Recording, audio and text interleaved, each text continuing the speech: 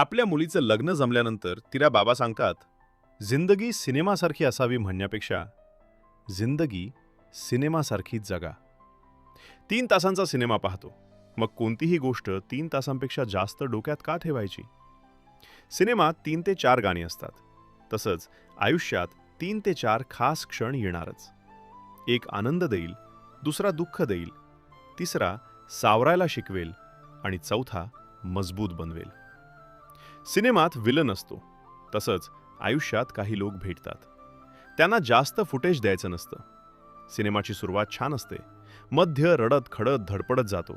तसंच तुझ्यासोबतही घडणार हे लक्षात ठेव.